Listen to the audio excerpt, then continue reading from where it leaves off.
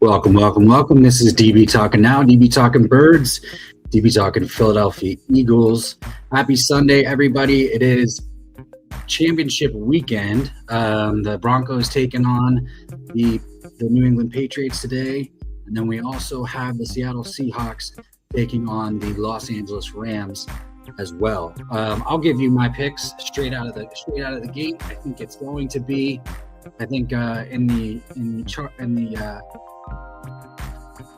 in the Broncos game versus the New England Patriots, I think Drake May is going to emerge victorious and lead his team to the Super Bowl. And then I do believe that Matthew Stafford and the Rams are also going to emerge victorious as well. I was undecided yesterday when it came to the Seattle Seahawks and the Rams game. It was kind of very difficult for me to actually come to a conclusion on who I think is going to win that game. But after giving it some more thought, I do believe that Matthew Stafford is going to do whatever he needs to do to get back to the promised land, and I do have faith in head coach Sean McVay over there as well, reaching his third Super Bowl since becoming the Rams head coach. And I also have a lot of faith that if the Rams do win today, that Sean McVay will also earn his second Super Bowl title as well as Matthew Stafford. But on top of all that, we do have a lot more to get into. A lot of news regarding coaching hires, coaching interviews, things of that nature. And so I'm gonna jump right into it right now. Apparently, former Eagles defensive coordinator and former Cardinals head coach Jonathan Gannon is going to be headed to the Green Bay Packers to be their defensive coordinator after having an awful, head coaching career in Arizona. Which, I'm somebody who actually lives in Arizona and was raised in Arizona, and so I know how bad this franchise is. They still have their head coaching vacancy.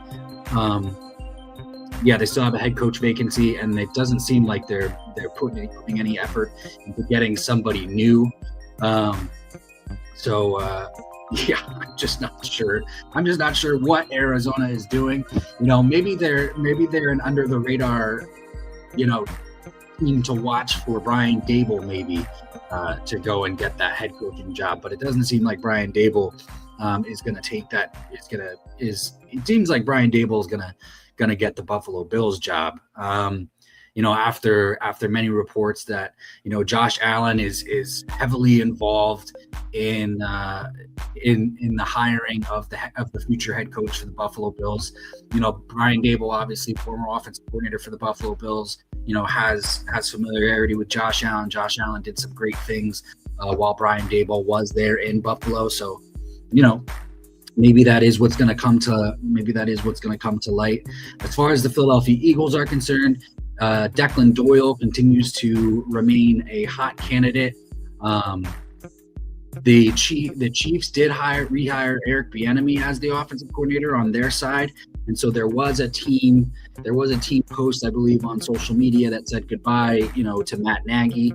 Obviously, Matt Nagy, offensive coordinator, who did interview with the Philadelphia Eagles. So maybe that kind of insinuates to me that Matt Nagy does have something in the fire, and maybe it is the Philadelphia Eagles. Maybe it is the Philadelphia Eagles offensive coordinator position. Again, I don't know how stoked I'm going to be for the hiring of Matt Nagy, if it is Matt Nagy, but also, I do have a little hope in the fact that he does have some experience. He has not some, he has a lot of experience, to be quite honest with you.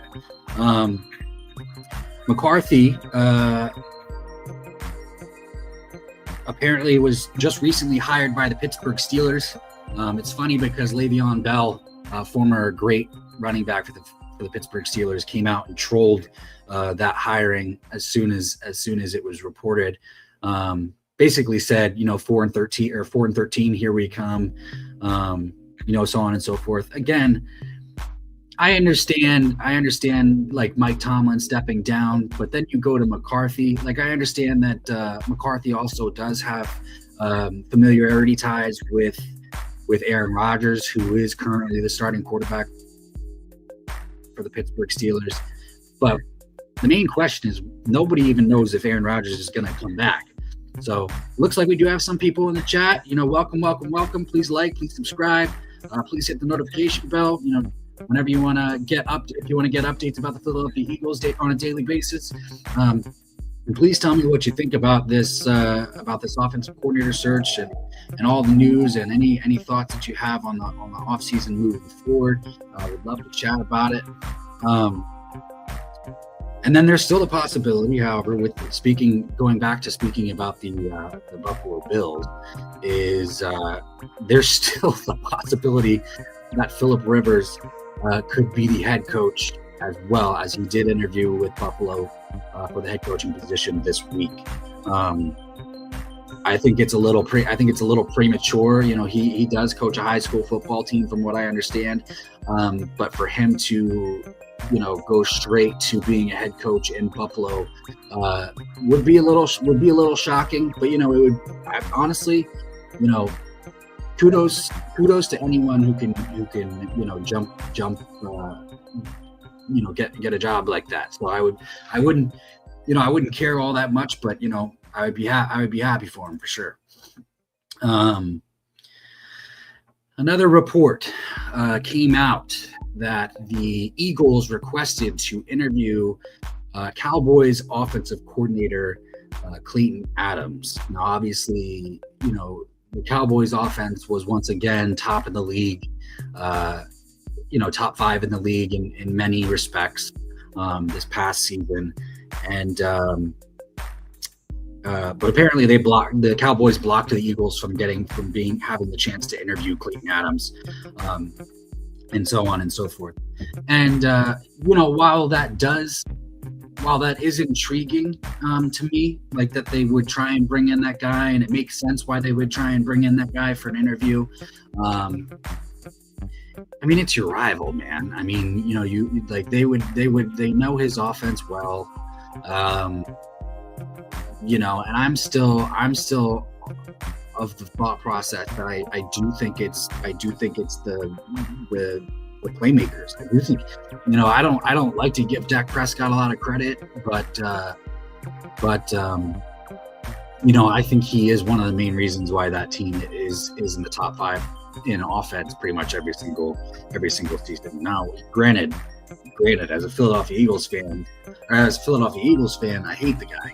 I absolutely, despise Dak Prescott just because of the team that he plays for. But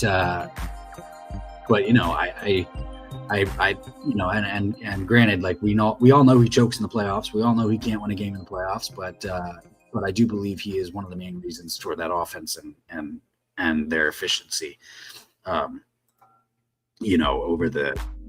the course that he's been there. So yeah, we have tons of talk. We have tons of talk to talk about, tons to, keep updated with as far as the coaching search is concerned. Is it Matt Nagy? Is it going to be Declan Doyle? Who knows? I'm pretty sure my early favorite is not going to be hired by this team. That obviously was Charlie Weiss Jr. I'm pretty sure he is going to stay in college. But I do think I do think the list is coming down. It's becoming a shorter list. I think it is going to be Matt Nagy. I think it could be Declan Doyle. So we'll just have to see. I think that those two guys are at the top of the list right now to become the next offensive coordinator for the Philadelphia Eagles. There were some other reports that a familiar face could be released, and obviously released this offseason. And obviously I'm talking about offensive lineman Mekhi Becton, who was obviously a key cog on the offensive line when Saquon Barkley ran for 2,000 yards a year ago in 2024 to the 2025 season. Will the Eagles have interest in bringing him back? Would they even bring him back? Would it be a good idea to bring him back? I'll say this. I think the Eagles should show interest in bringing him back. It's not like he had some stellar, season with the team that signed him this past offseason. So he'll probably be garnering like another prove it deal or something along those lines. And could we get him for a cheap deal? Maybe like a 1 year, $6, $7, $8, I don't know, million dollar deal, and bring him in to compete with Tyler Steen. Is it worth doing that? I believe so. I believe it's worth a shot to see if we can get that guy back at right guard. He was an absolute force for the Philadelphia Eagles a couple of years ago. So, once again, the one thing that we need to do this offseason that we didn't do a very good job of last offseason was bringing in depth. Along the offensive line. The depth that we did bring in for the offensive line last offseason was, late round draft picks who didn't quite pan out well. So Howie Roseman has to do a better job of bringing in guys that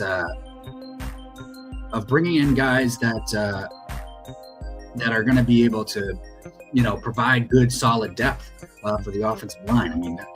That's something that we been good at in years past. That's something that we need to be continuously. We weren't good at that last offseason, but we need to continuously get better at it and get back to having great depth along the offensive line, so we can have guys that can step in if injuries occur and so on and so forth. And we just didn't have that this past season. Some other things that I kind of want to talk about. I do want to talk about, Nick Foles. Nick Foles had some choice things to say about Nick Sirianni on his podcast. And basically it was he was having a conversation on his podcast and was basically asked, well, if everybody knew and we all could see that Kevin Patullo was struggling calling plays this past season, then why didn't Nick Sirianni take over? And Nick Foles just came out and said that's not his expertise. That's just not his expertise, and so that's why that didn't happen. So that just leaves me with the thought process. Okay, well then what are we talking about here? Nick Sirianni was sold to us, as being, a young bright mind, a young bright offensive mind when we hired him, and was highly regarded in the league at the time. But he can't take over. He can't take over for offensive. If the offense is struggling, I'm not saying something that we don't already. I'm not saying something that we don't already know. But that falls back on Nick Sirianni. Like if you're an offensive minded guy and you can't take over if you see your offensive coordinator struggling, then what do you do? What do you do? That's the main question. The Eagles the off season's already getting messy. I feel like a little bit, with the news about Matt Nagy and with the news about Declan Doyle. I do feel like it's heading in a decent direction, but I feel like it's already a mess. Maybe I'm getting impatient. A lot of, I'm an Eagles fan. Of course I'm going to be impatient. But yeah, I want to see something happen. Apparently defensive line coach Clint Hurtt for the Philadelphia Eagles is also another Eagles assistant that is getting a look for a defensive coordinator position. And there's a very high chance, based off of reports, that he is going to be leaving the team Obviously, that wouldn't be, it wouldn't be good. If Clint Hurtt left the team, we already know that Christian Parker, secondary's coach, left the team to become the defensive coordinator for the Dallas Cowboys. And then they're trying to bring in linebacker assistant Ronell Williams to assist over there. So I don't like the fact that all these defensive guys are leaving, but at the same time, like, Vic Fangio is still our defensive coordinator. So I do, you gotta know that Vic Fangio has probably this long list of defensive assistants that he trusts, and that we could bring in to replace any guys that we may have lost. So, I'm not outrageously worried. It does kind of suck that we lost Christian Parker, but other than that, like, I have a feeling we'll be okay. Plus, we still have a lot of talent in the secondary with Cooper DeJean and Quinyon Mitchell. But the Eagles are still going to need to find a second cornerback. Adoree Jackson, I don't see them bringing him back, even though he did play better in the latter half of the season. But he is expected to be a free agent, so I don't think they're going to bring back Adoree Jackson. Personally, I would cut ties with Kelee Ringo. Unfortunately, it's a little bit harder to do that. Even though us Eagles fans absolutely hate Kelee Ringo and want to get rid of him as soon as possible, we know this, but he's a good special teams player. So that's one of those things that that you got to look at. He's an above average special teams player. So they might just keep him as like a fourth cornerback or something like that, and we'll just have to go from there. But they're going to need to bring in some other cornerback, to compete with, not compete, but to be on the opposite side of Quinyon Mitchell, while we'll probably keep Cooper DeJean in the slot. So we'll see what happens. We will see what happens. But some other things that I also want to talk about as well. Welcome to everybody in the chat. Please like and subscribe with the notification bell if you want to be updated with the Eagles news and rumors and notes and anything regarding the NFL that I'm talking about on a daily basis. Hit that notification bell and please like and subscribe.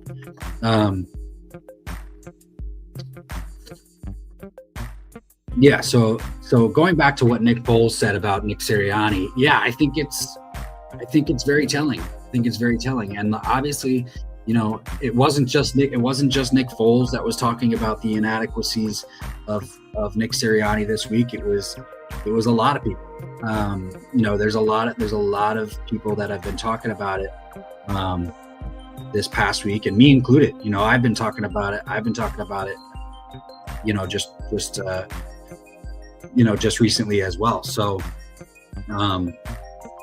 I think there's one common denominator. I mentioned this in a previous stream, but there's one common denominator in the inefficiencies of this scheme, and that is Nick Sirianni. I'm not a guy who thinks it's Jalen Hurts. I think we've all seen Jalen Hurts perform at a higher level, with different, with adequate play calling, and by that I mean, I'm talking about Shane Steichen and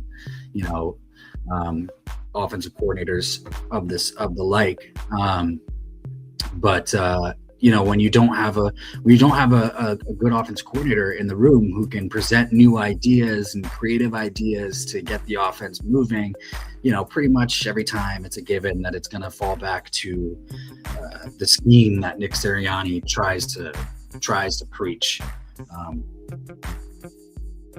And honestly, that's like Dante's Inferno for this offense, to be honest. And we should never be in in a position where we have to experience that type of inadequacies from this team, because they have such strong.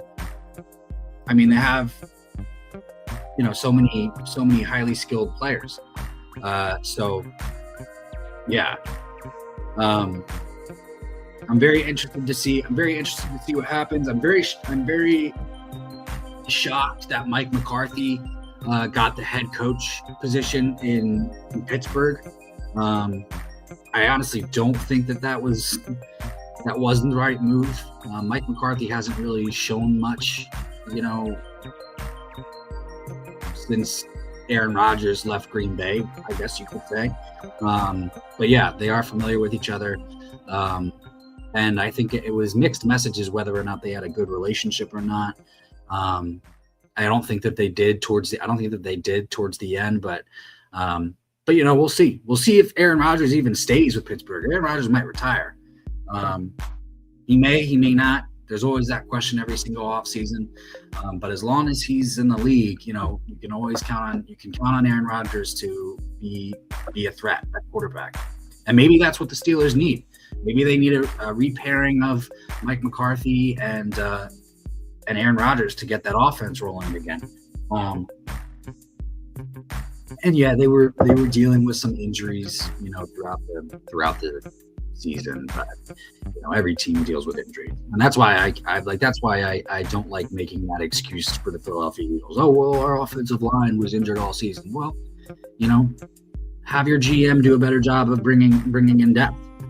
Which again, like I said, Howie Roseman did not do a good job of bringing in offensive line depth this past offseason. So that's something that he definitely needs to. That's something that he definitely needs to do a lot better of. And I'm not even talking about just the offensive line depth. Howie Roseman didn't do a good job of bringing in depth at all, to be honest. He didn't do a good job of bringing in depth at all. And I'm talking about offensive line. I'm talking about defensive line. I'm talking about cornerback position. I think they put too much faith in Keely Ringo. Obviously, that's something that we already all know. I mean, the dude is a walking penalty, to be honest. He's a walking yellow flag. And, anytime that he stepped on the field, it's like, okay, flag, pass interference, Keely Ringo. Oh, man. And it was so frustrating. Watching Keely Ringo play the cornerback position was so frustrating. Watching him get turned around, watching him not keeping his eyes on the quarterback, watching wide receivers like run right by him after the catch, even though he was in position. And it's like we go back to who was it? Was it Josh Johnson? We go back to the Commanders game, the very last game of the regular season. The Eagles had a chance to win that game and be the 2 seed, but Keely Ringo absolutely turned around and took his eyes off the quarterback and let Josh Johnson just run straight into for a touchdown, and it took the lead against the Philadelphia Eagles. So would it have been different if we were the 2nd seed? I don't know. Probably not. Unfortunately, as much as I love my team, as much as I want to have faith in my team from week to week, I don't think that they would have beaten the Bears. I don't think they would have beaten the Rams. I don't think that they would have beaten the Seahawks, obviously. And I don't think that they would have beaten the Packers. Well, maybe they would have beaten the Packers, but I mean, Jordan Love played his ass off in that wild card game against the Bears, and the Bears were just able to pull through. But yeah, I don't think the Philadelphia Eagles would have beat anybody. But yeah, I'll go back to my predictions for today's games. Obviously for the AFC Championship, game, we do have the Denver Broncos taking on the New England Patriots. Personally, I'm a big fan of Drake May, and I love what he's done in his second year in the league. And I love the way the defense for the New England Patriots has been playing. They got former Philadelphia Eagle defensive tackle Milton Williams back in Week 18, and he's kind of really turned that his presence alone has really turned that defense around. Obviously there was a report that came out today. We already knew that Bo Nix got injured in the playoff game. Quarterback for the Denver Broncos got injured in the playoff game last week, unfortunately. Had a great second year as a pro. He's going to be out for 3 months. So he'll probably be back in time just for training camp. But their backup, Jarrett Stidham, Sean Payton can give him all the praise that he wants. Obviously, you're not going to hear your head coach, say anything of the like that's going to insinuate that he's not entirely confident in you to go out and get the job done. You're not going to hear a head coach say that. But Jarrett Stidham has been a career backup, so far in his career. So I don't think he's, he may come out and play really well. And if he does, kudos to him. But just from looking at it, the way that the New England Patriots defense has been playing and, the way that their offense performs, I think it's really going to be a one-sided game for the New England Patriots. And I think they're going to win something like 34-20 or something like that. So, we'll just have to see. It's going to be exciting. It's kind of crazy, but I do think that the New England Patriots are going to win that game. As far as the Seattle Seahawks and the Los Angeles Rams are concerned, obviously two rivals from the NFC West. The last time those two teams played, Sam Darnold turned the ball quite often in that game, and so I think that's the type of game that the Rams defense needs to have to really take it away. But I will say this: I do think it's going to be a really tight game. I expect both teams to come out and play well. I assume Sam Darnold's going to play a little bit cleaner.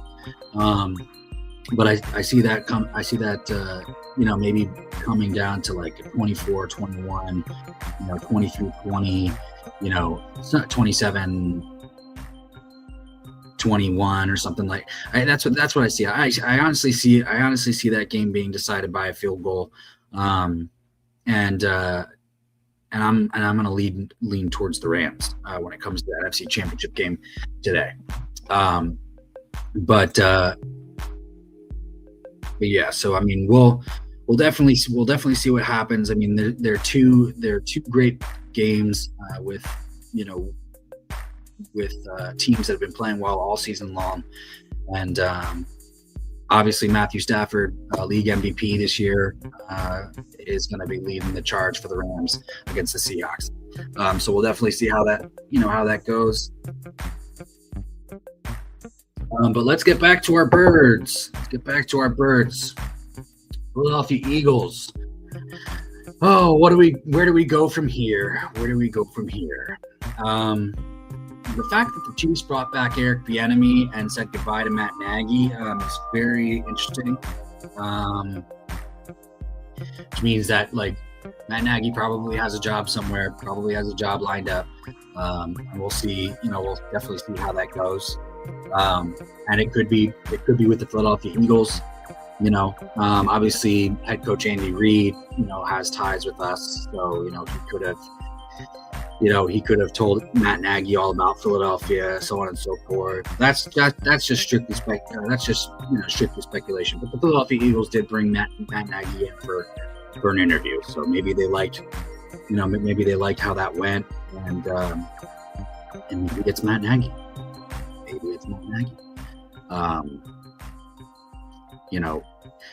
And what is that outlook? I mean, I honestly don't know. I mean, obviously we know that that he's worked with Patrick Mahomes and he's worked with Andy Reid. I think Matt Nagy was also the offensive coordinator maybe he's the head coach for the Chicago Bears at one point. And they didn't do well well while he was the head coach. I mean, obviously they made the playoffs. And if I'm remembering correctly, I do believe that was 2018 when the Chicago Bears were last in the playoff. Matt Nagy was still the head coach there. But him returning into an offensive coordinator position, offensive coordinator role, maybe it's a good idea. He's been with the Chiefs for the last 3 seasons, I believe. Let me just double check that.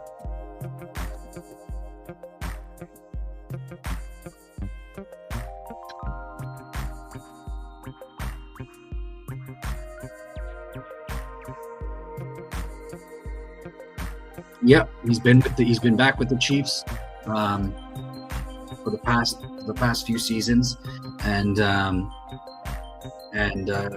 while that is good with experience, obviously working with Patrick Mahomes, but that team, they've been struggling, or they've been struggling the last couple seasons now. Yes, they made the Super Bowl obviously in 2024, 2025 against the Philadelphia Eagles, but that offense was nowhere near the same it had been in previous years.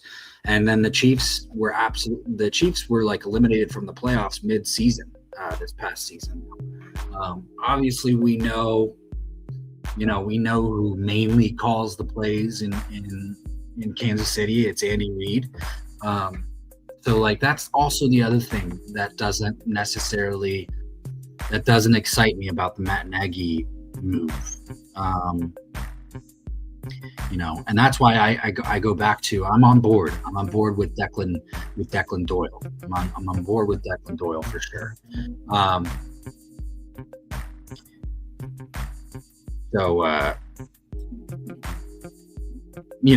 that's the thing. I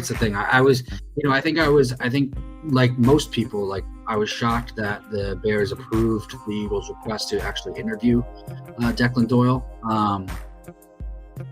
And I certainly trust the Ben Johnson tree more than I trust the Nick Sirianni tree. But the Eagles do have something to offer Declan Doyle that he doesn't have as the offensive coordinator in Chicago. Ben Johnson calls the plays in Chicago, and Declan Doyle doesn't. So this would be his first time calling plays. But what the Eagles, and that's exactly what the Eagles, can offer him. It's like, hey, you're going to have full autonomy over the offense.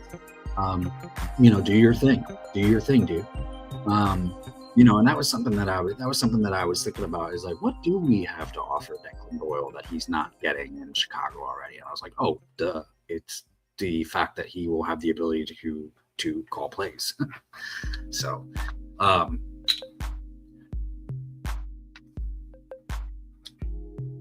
but I do think the offensive coordinator search is coming to an end. I think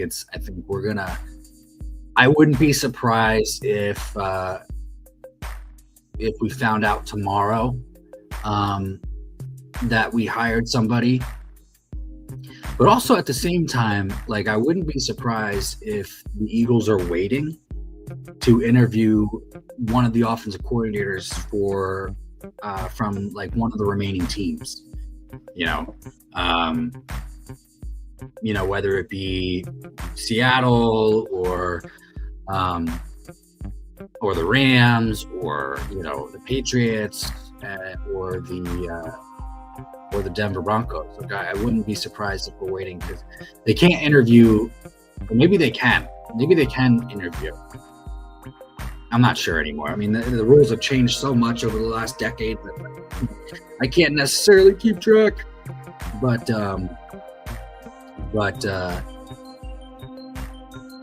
maybe they just have to wait to announce it. Maybe they've already found their guy. Who knows? Let's talk about the Eagles offense a little bit more. I think everybody regressed. And, the fact that, like, everybody regressed under, Kevin Patullo or this past season, like, it's a problem. Does it give you, Saquon Barkley was like one of the worst running backs this past season. Jalen Hurts took a downturn. AJ Brown wasn't, as good as he normally is. Devontae wasn't awful. Devontae was maybe a tiny tad, worse than normal. But and so there's hope there, I guess. And then there's hope that, like, you don't expect those guys to have a down year again. But that's expected. That's wishful thinking.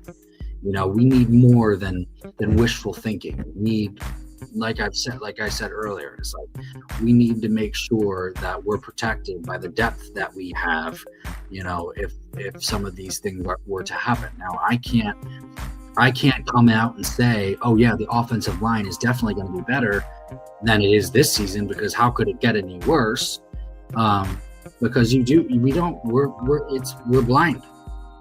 We're blinded by the fact that, like, Cam Jurgens might not return to what he was capable of, after his injuries. Landon Dickerson has always been dealing with injuries since college. Like, we don't know if he's going to return to form. Jordan Mailata is getting older, and Jordan Mailata wasn't very good. We don't know if he's going to continue to get worse or better, or Lane Johnson is getting a little long. It's getting long in the tooth, and has been contemplating retiring over the last couple of years. So we don't even know if he's coming back, and so the aging of the offensive line is definitely something to be concerned about. And I've had people ask me, it's like, is that your priority going into the draft? Well, yeah, especially if Lane Johnson doesn't, especially if Lane Johnson retires. That's definitely going to be my priority going into the draft, is finding a suitable replacement for Lane Johnson. Now, obviously, I'm a huge fan of Fred Johnson. I think Fred Johnson did a really good job filling in for Lane this past season. So I wouldn't mind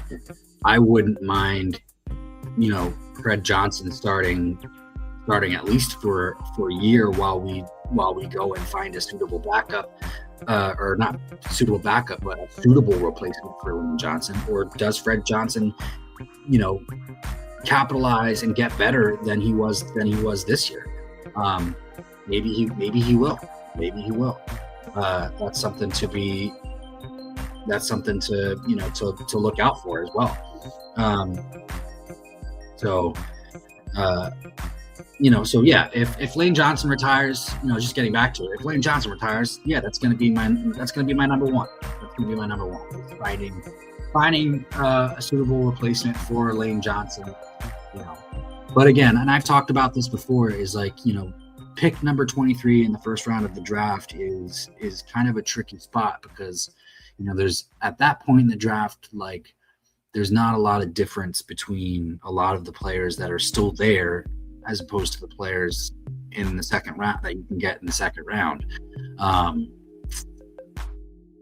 especially when it comes to trench players like that, obviously you'll have some guys slip, that you weren't expecting to slip in the draft, and those are things that you got to look out for as well. So, like, if we have another Jahad Campbell situation, in the first round this year, where the Eagles fell in love with a guy and thought that he was going to go higher, and that he's still there, do you draft that guy? Yeah, I think you do. I think you go with the guy that is at the top of your board, and who you believe can be a difference maker on your team.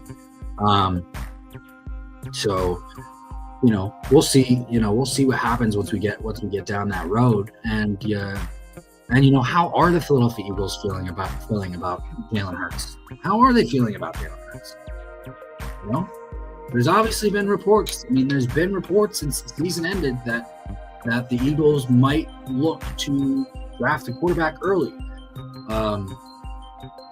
If there's a quarterback that falls to 23, that was predicted to go a lot higher, do you take that guy? Now, obviously, there's the top few who are at the top.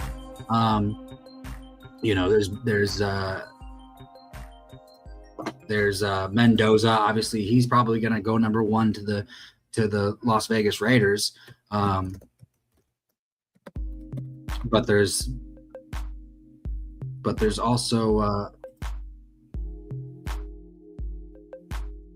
there's Fernando Mendoza, there's Ty Simpson, Dante Moore, Garrett Nussmeier. That's the thing, is like a lot of people like Garrett Nussmeier from LSU. And if Garrett Nussmeier is going to be there at 23, and the Philadelphia Eagles, fall in love with Garrett Nussmeier, and I'm not saying that they're going to bring him in or anything like that, but if they do, that's going to be an interesting thing to look out for. Is are the Eagles going to bring in guys that are the Eagles going to bring in quarterbacks? Are they going to look at quarterbacks? So they're going to talk to guys, quarterbacks, during the pre-draft process. So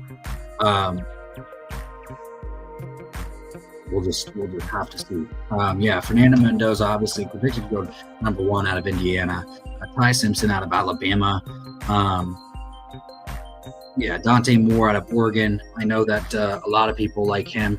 Does Dante Moore out of Oregon, fall to 23?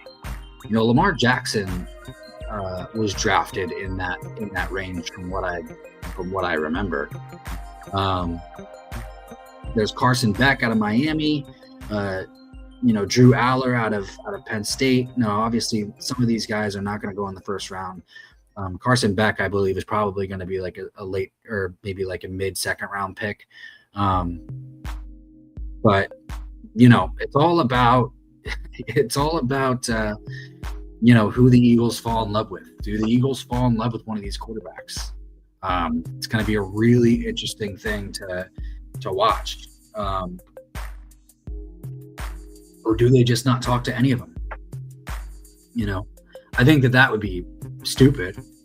I think that would be stupid if they didn't talk to any of the quarterbacks. So they most likely will. Howie Roseman usually does his due diligence on most prospects. But it will be very telling if they speak to some of the top-rated, quarterbacks. And obviously, I'm not talking about like the top three. I'm talking about like, maybe 4 or 5. Whether it be Garrett Nussmeier or Carson Beck, or maybe even Dante Moore. We'll just have to see. But also, I'm one of those people. I'm also one of those people that isn't opposed to the Philadelphia Eagles drafting another cornerback early, because we got to find a replacement. We got to find a replacement for Adoree Jackson. We need to find that second cornerback to play alongside Quinyon Mitchell, Cooper DeJean. So it's going to be an interesting offseason for sure. I'm pretty excited about it. Tell me what your thoughts are. Jonathan Gannon to the Green Bay Packers to be their defensive coordinator. Mike McCarthy to the Steelers to become their head coach. And then also the other thing that I haven't spoken about yet is the hiring of Kevin Minter for the Buffalo Ravens. What the hell am I talking about? Baltimore Ravens head coaching vacancy after letting go of John Harbaugh. Here's the thing. I know a lot of people like Kevin Minter. I know a lot of people like him. I personally I personally am against defensive coordinators becoming head coaches. There hasn't been a long list of them, being successful. Within the last decade anyway. And perfect examples are like Jonathan Gannon and there's a few others as well. That's why I'm not a huge fan of Robert Saleh becoming a head coach again. But yeah, I mean, my thoughts on that is like, you need a head coach that can you need an offensive minded head coach because he's gotta be the one that gets the team rolling. In my honest opinion. So there just hasn't been a long list of defensive minded head coaches that have done well. So Vic Fangio is actually one of those guys. He was a head coach and didn't do all that well as a head coach. Jim Schwartz is another guy, another defensive mind, defensive coordinator job in defensive coordinator in Cleveland, who does a great job with that defense in Cleveland. But like when he was the head coach of the Detroit Lions, like it was absolutely awful. So yeah, there's a long list of defensive minded coaches that just have not done well when getting the head coaching opportunity. That's why I shat on the Cardinals hiring Jonathan Gannon, and I don't like the hiring of Robert Saleh becoming a head coach, and I also don't like the idea of I'm not like, it doesn't get me excited for the Ravens to hire Kevin Winker. Like, I think that they could have probably gone in a different direction, but then again, like, that's the Ravens, that's the AFC. It doesn't necessarily spark my interest, because obviously this is the Eagles channel. I'm an Eagles fan. We're talking about the Birds. So yeah, I mean, we've talked about quite a bit here today. Obviously, we talked about Nick Foles and his thoughts on Nick Sirianni. We've talked about Milton Williams and his impact on the New England Patriots defense. We talked about Mekhi Becton possibly being released and maybe the Eagles having interest in bringing him back to at least provide some depth for the offensive line. I think that's a no-brainer, to be honest. I'll just readjust that again. Like, I think that really is like a no-brainer to bring him back. If he wants to come back, because he was such a force, man. He was such a force on that offensive line next to Lane Johnson. And I wonder if that would have any impact, because I know Lane Johnson liked playing next to Mekhi Becton. I wonder if we brought back Mekhi Becton, like, would that have any impact on Lane Johnson's, would that have any impact on Lane Johnson's decision to stay or retire? Because let's be honest, like, we knew Lane Johnson was frustrated with the run play, or with the run blocking play by Tyler Steen. Like, Tyler Steen is just not. He doesn't do it for me. He doesn't do it for me. You know what I mean? It's like buying a cheese pizza when really you're somebody who loves pepperoni. It's like no. Why would I get the cheese pizza without the pepperonis on it? That doesn't make any. Especially if I'm somebody who likes pepperonis. Now, granted, I'm somebody who likes pepperonis and jalapenos on their pizza, so I'm a pepperoni jalapeno guy. But anyway, I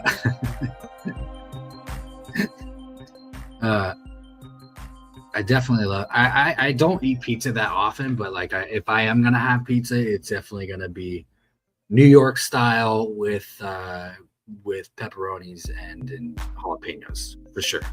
Like, that's just like, yeah. So anyway, But yeah, tell me your thoughts. Drop your comments. Drop your comments. Throw something in the chat so we can talk about it. Like, subscribe, the notification bell, so on and so forth. Is Sirianni on the hot seat? Is Clint Hurtt the right defensive coordinator for the team that is interviewing him? I believe it was. I think it was Miami. I think that's the report. And would we bring Mekhi Becton back? Or should we bring Mekhi Becton back? Would you bring Mekhi Becton back? That's what I really want. What are your thoughts on that? Does that get your juices flowing? Are you excited about it? Now, he obviously hasn't been released yet, but there's speculation that he's going to be released. He's going to be a free agent. Do you think the Eagles should show interest in bringing in Mekhi Becton as depth, possible competition? Or do you think the Eagles should really focus on some other things first? There's rumors,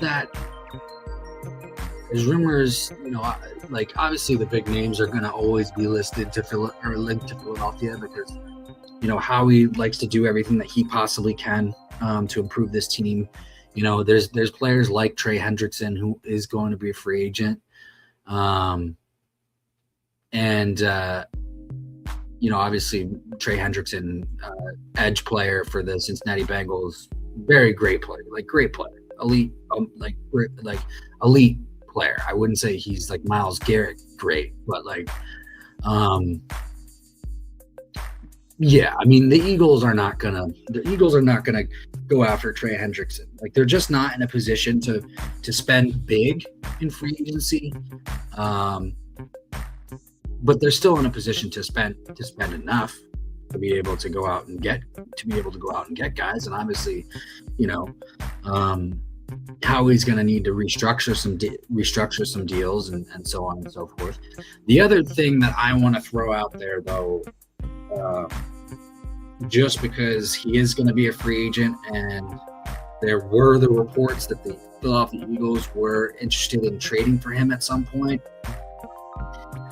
Tight end Kyle Pitts is going to be a free agent. My guess is that the Falcons are not going to re-sign him because he kind of has been a disappointment, but he is an electric player. And so if you get the right offensive coordinator who knows how to utilize his players better than this staff has been in the past, you bring in a guy like Kyle Pitts to replace Goddard. Now, obviously, I'm aware, I understand they're not the same player, but I don't see that being a bad. I don't see that being a bad move. I don't see that being a bad move whatsoever.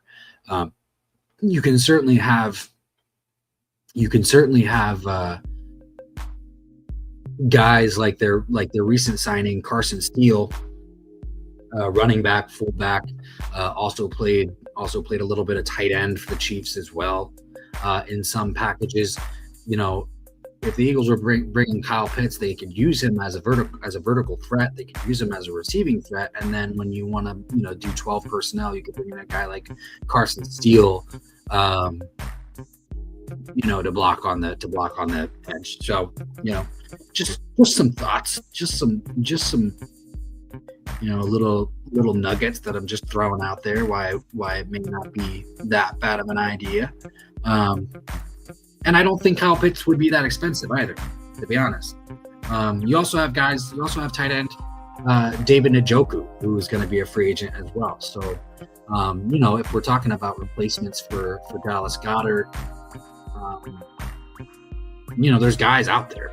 There's definitely guys out there. Or do you just go and sign Dallas Goedert to a cheaper deal, possibly to a quarter cheaper deal?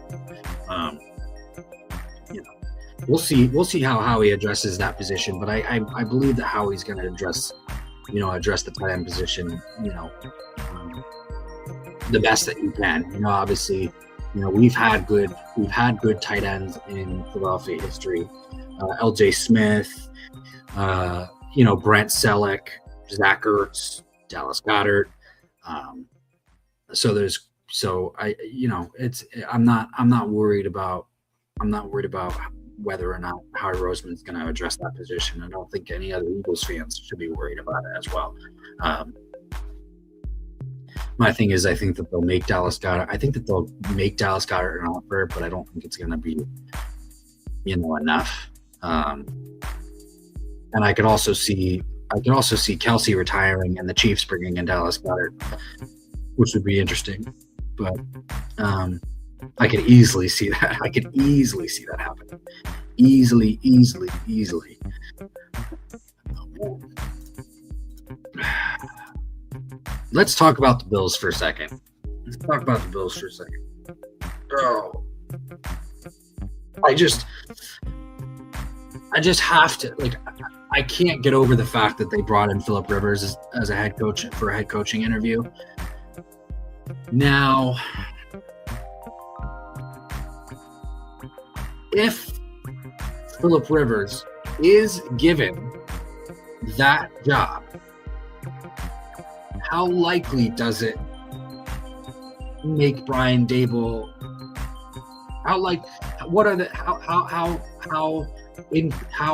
How much do those chances increase of Brian Daboll becoming our offensive coordinator? The thing is obviously they increase a little bit. Obviously they increase a little bit more. They definitely increase a little bit more. Both coordinator prospects, Phillip Rivers and Brian Daboll, both interviewed for the head coaching job in Buffalo. I personally think they're going to give it to Brian Daboll, but just saying, if hypothetically they give it to Phillip Rivers, I do believe that the chances do increase. For him, being the offensive coordinator in Philly. But then again, there's a lot of fans. There's a huge section of Eagles fans that don't want him. To be honest, there's a huge section of fans that don't want him, that don't like him, that would be irritated and frustrated if they did bring him in. So that's my whole thing is is it even a good idea? Is it even a good idea if the chances increase for Brian Daboll to become the offensive coordinator? If we're put in that position where Brian Daboll comes back to the Eagles and is like, hey, let's do it. Is it a good idea? There's pros, there's cons. I've talked about him already at length. He's worked with Jalen, so on and so forth. He, had Saquon Barkley in New York, so on and so forth. Even though I don't think that means all that much. 2 sets. I think he only had Saquon Barkley for 1 year in New York, and obviously, but and I'm pretty sure he only worked with Jalen for 1 year. But I can't. Oh man, some people put way too much into familiarity, between player and coach, that I think it blinds them a little bit. It's and obviously you're looking at that right now with Phillip Rivers, interviewing with the head coaching position in Buffalo. Josh Allen, while preparing for the draft, I think it was 2018, did work with Phillip Rivers, but that doesn't mean that it's gonna be. That doesn't mean that it's gonna be phenomenal. Doesn't mean it's gonna be a great idea for Josh Allen to work with Phillip Rivers. So familiarity, the whole familiarity thing, I think is a little bit overblown. But Buffalo's gonna do what Buffalo's gonna do.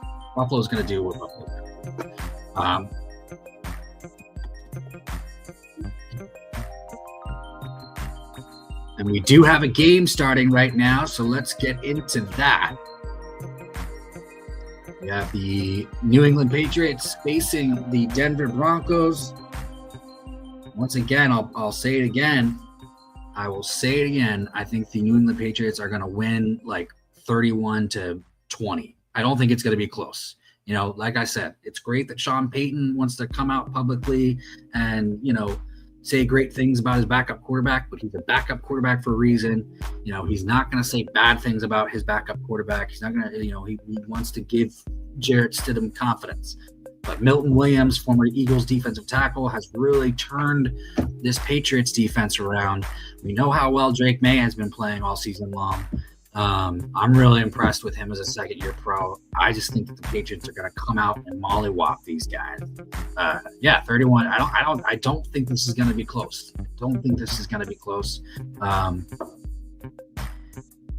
Man, Mike Vrabel, talk about there's one exception. There's one exception. You know, a defensive-minded guy that has been good as a head coach. There's the exception right there. Mike Vrabel. Over the last decade, I'm not talking about the Belichickian era. I'm just talking about the last decade. Belichick was a great defensive mind, and obviously won a lot of games with the Patriots and Tom Brady. So, but yeah, it's interesting. I think this New England Patriots team is getting back on the ladder, man. They're getting back on the ladder. Obviously they weren't doing so good, after Tom Brady left. But they found a quarterback that's really good, developed greatly so far. They got a really solid defense. They kind of always have. Ramondre Stevenson is a really good running back. I can only see this going up from here. Please like, subscribe, hit the notification bell. Please leave any comments you would like in the live chat. Would love to talk about any of your thoughts, or drop a comment about any of the questions that we've talked about today. Is Sirianni on the hot seat? Are we going to lose Clint Hurtt to a defensive coordinator position for a different team? Would you bring Mekhi Becton back? Here, let's go into this.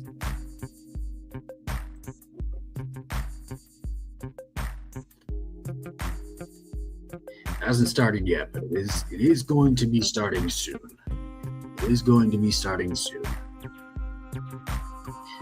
I think it's kind of cool. To see, these teams competing. Obviously the Rams, we know, are usually always at this point in the playoffs. Ever since Sean McVay has been the head coach, and them getting Matthew Stafford. The Seahawks are back on the ladder. That's something exciting to see. Patriots, Broncos. I think the Broncos I'm more shocked by, to be honest. I will say that. Broncos I'm a little bit more shocked. I do know that obviously Sean Payton did some great things with Bo Nix in his rookie season, and but he's like Drake May, where in his second season as a pro did some great things.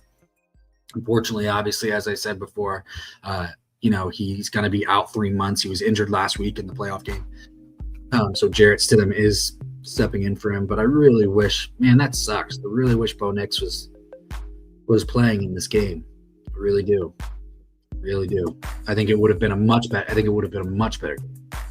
And that's pretty much my only reason for saying I think the Patriots are just going to come out and roll with it, and then not let the league go and just keep on rolling. And I think if Bo Nix were playing today, like, it would have been a little bit closer. But but unfortunately, that's just not the case.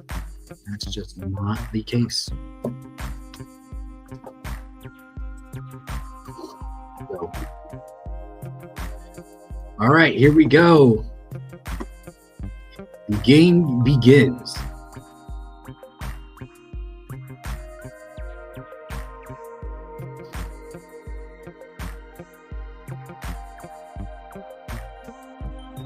All right, so the New England Patriots have kicked off,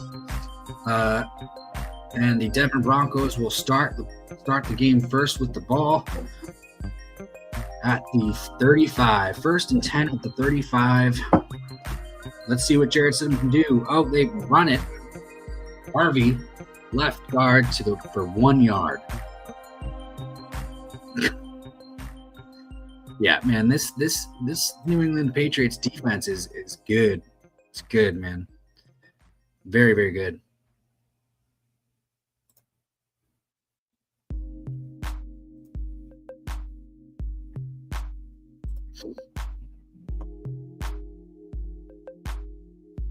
All right, here we go.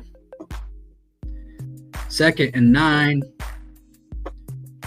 Harvey to the right side for no gain. We're already looking at a 3rd and 9. This is what I'm telling you. This is what I think it's going to be like pretty much all game long. And this is what I'm talking about. Like the fact that you come out and you call 2 run plays in a row and they both were pretty much stuffed, like that just goes to show that you don't have as much faith in your backup as you claim that you did all week long. That's okay. It's okay. It's understandable. But now they're going to throw. Now that they're going to throw, they've got to. They've got to. So let's see if Jarrett Stidham can make something happen on 3rd and 9. Nope. Jarrett Stidham passing complete short. That's unfortunate.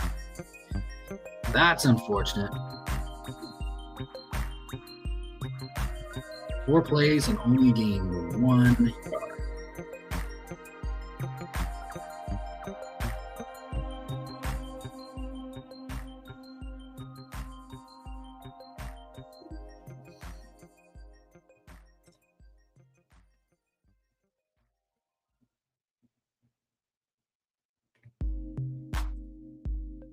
All right, guys. Well, I do appreciate you joining in. This is DB Talking Now, DB Talking Birds, DB Talking Philadelphia Eagles. I will be back on at 1:30 to do a little bit of live streaming of the game. But thank you so much for joining me today and all your contributions. I appreciate this. DB Talking Now, DB Talking Birds, DB Talking Philadelphia Eagles. Go Birds. See you guys soon. Peace.